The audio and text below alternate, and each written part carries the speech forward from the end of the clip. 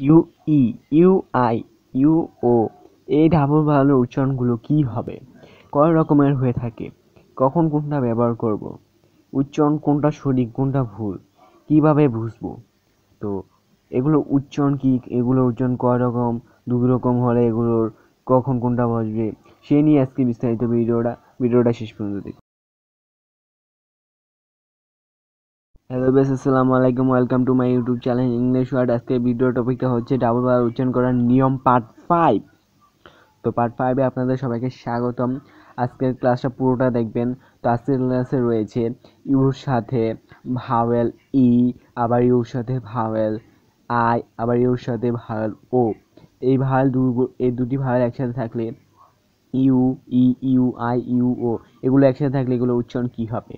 তো আমরা অনেকেই আছে এগুলো উচ্চারণ জানি না, না জানার ফলে বিভিন্ন ইংরেজি শব্দে এগুলো এই দুটো লেটার একসাথে যদি দেখি তো তখন এগুলো উচ্চারণ করতে পারি না, আমরা সেই শব্দটিকে ভুল উচ্চারণ করে ফেলি। তো ডাবল বাউল অবশ্যই আমাদের জানতে হবে এর উচ্চারণ কী হয়, তাহলে আমরা বিভিন্ন ইংরেজি শব্দ ভুল করে থাকি।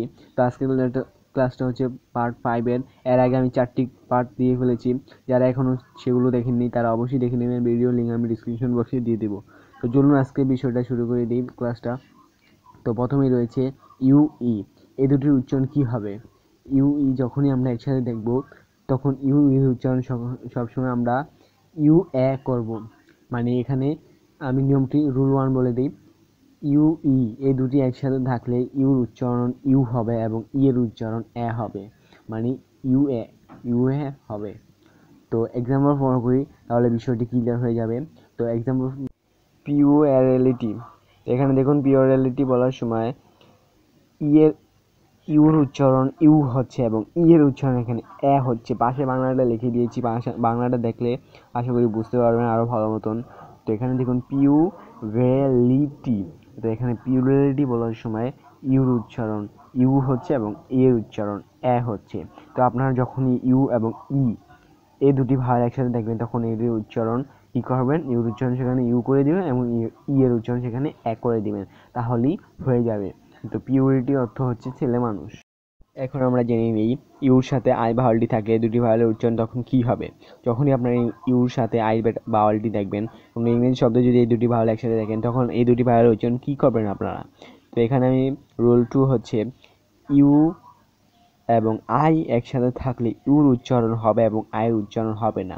তো আপনারা খেয়াল রাখবেন যখন এই দুটি ভাগ একসাথে থাকে তাহলে এখানে ইউর যে উচ্চারণটি হবে সেটি করবেন এবং আয়ের উচ্চারণ সেখানে হবে না, আই সেখানে সাইলেন্ট অবস্থায় থাকবে।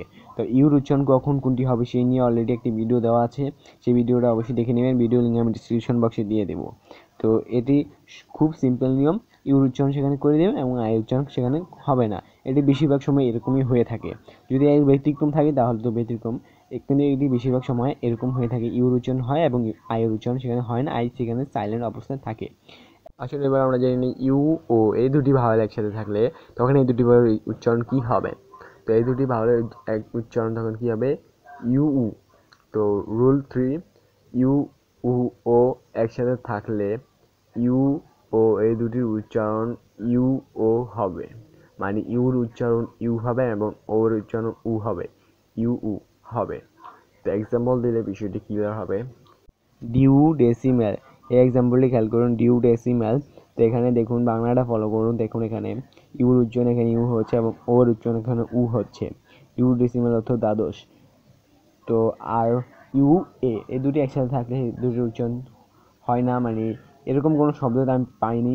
যদি আপনারা পেয়ে থাকেন তাহলে অবশ্যই কমেন্ট করে বলবেন। এবং ডাবল ইউ একসাথে থাকলে এরকম আমি শব্দ পাইনি। যদি ডাবল ইউ একসাথে থাকে তাহলে সেখানে ডাবল ইউর উচ্চারণ একটি হবে, মানে যে কোনো একটি, মনে করেন একটি সাইলেন্ট অবস্থা রয়েছে আর একটি উচ্চারণ হচ্ছে এখানে। তো মনে করেন ইউর উচ্চারণ কোনো শব্দে ইউ হচ্ছে, তো সেখানে ইউ করে দেবেন। আবার মনে করেন কোনো শব্দে ইউর উচ্চারণ সরাই হচ্ছে, তখন সেখানে সরাই করে দেবে। আপনারা মনে করবেন না সেখানে ডাবল বাল রয়েছে, মনে করবেন একটা ইউই রয়েছে, একটা ইউ বার রয়েছে। আশা করি বুঝতে পেরেছেন। তো আজকের ক্লাসটা ছিল এই পর্যন্তই, একটি ছোট ক্লাস, এর বেশি বড় ক্লাস না।